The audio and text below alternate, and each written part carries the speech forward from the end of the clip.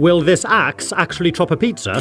What else can we cut with this thing? And find out what happened when I tried using this gadget on an egg. The first package arrived like this, tightly wrapped in bubble wrap. So I cut into it and opened up these really cool pizza cutting axes. They look great and they came as a pair, one black one and one red. It feels nice and portable, easy to handle, and it's a decent size. The head's made out of plastic and the cutting disc is stainless steel. I think the handle's made out of bamboo, and you can see unfortunately this one's got a crack running down the middle. It's only on the surface though, so I don't think it's going to be an issue. Well, it looks cool, so let's give it a go. So I guess we're going to chop down into the pizza, then roll back the wheel to cut right through. I can't wait to try this. So I cooked a couple of pizzas, then pulled one out onto this chopping board so we can give it a try. I took a nice firm hold of the axe and aimed for the crust. Then wheel it back. And if I give it a quick little test, you can see it has cut through. That's a nice clean cut, but I'm going to put it back together so I can finish slicing it. Man, that really is satisfying. I wonder what else I could cut with this. There doesn't seem to be any issues at all, cutting right the way through. I'm going to try it again with this pizza. And yeah, it seems to be cutting through like butter. If you needed to, you can put quite a bit of downwards pressure onto the blade. Pizza. Both of these pizzas only had a thin base though, and it may be a bit more challenging if you're trying it with a deep pan. Next I'm going to have a look at this thing, Quick Stick Snack Slicer. I'm chopping off the ties that hold it onto the packaging, and here's the unit. You can see there's this sort of cross plunger on the top, and it looks like a blade halfway up. I thought this would push in, but it doesn't move down at all. Oh, I see, it slides out to the top. And you can also lift out this insert. You need to line the plunger up with the guides, and then I think you just push things through. To start with, I thought I'd test it with some mushrooms. So I placed one down inside of the unit, do be careful not to touch the blades, then put the plunger on, and push it down through. I'm doing this one slowly and pushing it out into my hand. And there we go, it's quartered this mushroom pretty much perfectly. I'm running a couple more through, and yeah, it's super easy. I do like the way the blade's concealed, and if you had to do a lot of mushrooms like this, it does make it easy and it's nice and safe. But let's see how well it works with tomatoes. I'm taking one of these, dropping it down into the gadget, and giving it a smack. Again, that has cut it really well. The only issue I can see is that one of the quarters has leaked out some seeds.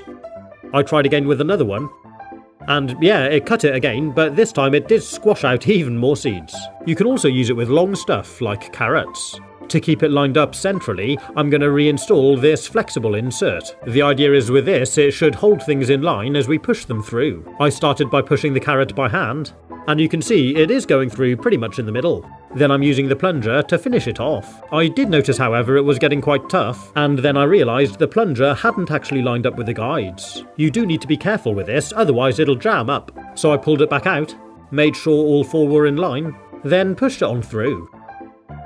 Oh dear, one of them fired off. There we go. Well, take a look at that. That has actually worked really well. I'm impressed. I'll try it out next with a piece of this celery. For this one, you can kind of just push it in from the top, and then pull it through from the bottom. That's super easy. You can see it has actually worked really well, but because of the odd shape of the celery, we do get some variation in the size of the cuts. But next I'm going to try it with this cucumber.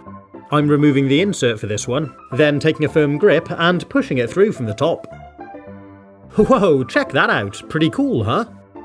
I pushed it through a little bit more, then pulled it through from the other side. And there we go, that does seem to have worked really well. I guess you could use a knife to cut them now if you wanted them in shorter sticks. If we look at them from the end, yeah, check that out. Really neatly cut cucumber quarters. That's great. Next I'm going to try out this. It's called a Loose Leaf Plus. It's a greens and herbs stripper. Let's see if it's any good. So I cut off the ties and removed it from the packaging, and it does look like quite a cool gadget. It's got a series of different sized holes for different sized stalks. And if I flick the safety catch at the back, it opens up the drawer and reveals the cutting blade. It's spring loaded and it works kind of like a pair of scissors. It feels nice and sharp, and I'll try them out in a minute. I put the safety lock back on. Oh, it kinda slipped. That's weird, the safety lock still looks on, but the blades have kind of opened. And with a closer look, you can see it's not a very tight tolerance. The safety catch has opened out, and the top blade has slipped down behind it. The rivet holding the safety catch mechanism has got a lot of play in it. I don't know if that's just my model here, maybe I've been unlucky. Have you got one of these? Is yours the same? Let me know in the comments. Anyway, to start with, I'm going to use it to cut off some of this thyme, and some parsley, and let's see how well it can strip off the leaves. Because of the broken safety catch, I do need to hold it carefully here. I started by putting a piece of parsley through this hole. I pulled it through, and oh, it just snapped off at the bottom. So I held it right to the top and snapped it off there. Well, I mean, yeah, it's worked, but it's a bit of a cumbersome tool. I'll try again though. This time I'm putting 2 stalks through and I'm using a bigger hole. Hold it underneath the top and, well, yeah, I mean it snapped it off, but I could kind of do it a lot easier and quicker by just doing it with my hands. Maybe parsley isn't the best thing to try it with, so let's try it with a thyme. This has got loads of little leaves, and it would be great if it could cleanly strip them all off the stems. I lined it up with this hole, then started pulling it through. And it's kind of working. Haha, there we go, it snapped. And now it's jammed up and I can't pull the rest through. So we've got a few leaves there, and I don't really know what I'm supposed to do with this. I mean, thread it back through? Oh, this seems stupid. Yeah, I got one. Just about pulling that one through. Oh, it's all gone through, and that's the smallest hole too. Well, yeah, it seems like a complete waste of time. I'll try it again with this one though. So I line it up, and give it a gentle pull through. And it's done most of it, to be fair, yeah, pretty well. It snapped the rest of it off, but yeah, there's a few clean leaves there. So I guess if you really wanted to bother, it does kind of work. I've got to be honest though, you can kind of just do the same thing by pulling it through your fingers.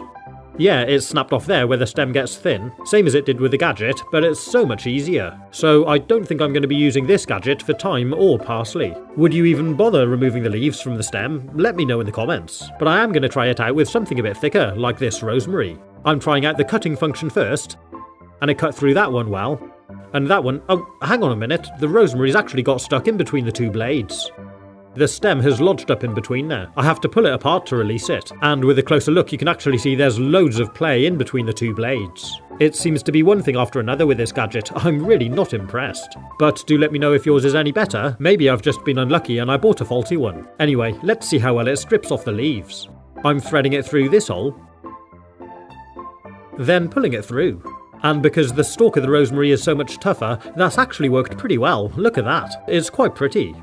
You can pull it off the tool, and it has shredded most of the leaves pretty well. Not quite at the top though, but again I can pretty much do exactly the same thing, just using my hands. So there we go, let me know your thoughts in the comments. And I'm not really sure what we'd use the bigger holes for. Another issue I found was, even with the safety catch engaged, it does knock off very easily. That could be dangerous. I even found just placing it down could disengage it. So I really wouldn't want to rely on it if I was just placing it into a drawer or something. Next I'm going to look at this egg topper. It's quite an intriguing looking thing, so I opened it up and took it out of the pack. Well, look at that, it looks kinda cool. This yellow silicone stopper pushes out from the centre, and there's some vicious looking stainless steel teeth. I'm not really sure if I'm supposed to leave that in to use it, am I? So I had another look at the packaging, and I can see it's actually a little egg cup stand. Ah, that makes sense, there's not really any instructions. There we go, egg topper and yellow holder nest together. It is quite neat that, but I'm not really sure I'd use this as an egg cup much. Anyway, I took a couple of large eggs, and placed them in some simmering water for 4 minutes, to soft boil them. Then I'm going to try out the gadget. Well, the egg does sit nicely on the holder. Then I took the tool, placed it on the top, and gave it a squeeze. Oh man, it smashed it to bits. And not only that, but it squirted hot egg yolk all over my hand. I've been pretty lucky there. It is very hot and sticky, but it hasn't actually burnt me. That could have been painful. I washed it off my hand, and let's have a closer look. You can see where it's tried to cut through the top, and I'm sure it was my bad technique that made the egg explode like that. Maybe I was pushing down or something. What a shame, that's really not a very good outcome. But I washed off the gadget, and I am going to give it another go.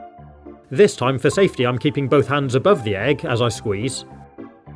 And, well, actually, look at that. It does seem to have worked quite well. Take the top out of the gadget, and, well, yeah, it's cut that really nicely. There's no eggshell fallen down inside, and it's quite a clean cut. I'm transferring it onto a plate, and enjoying it with toast. Oh, look at that. What a good consistency, and it's nice that there's no eggshell falling down inside. If you like eggs, you might like to check out one of my recent videos where I look at this alternative egg topper and some other fun gadgets like this really cool timer. Or you might like to check out this other video which you can see by clicking the links. Have fun, stay safe, and as always, thanks for watching.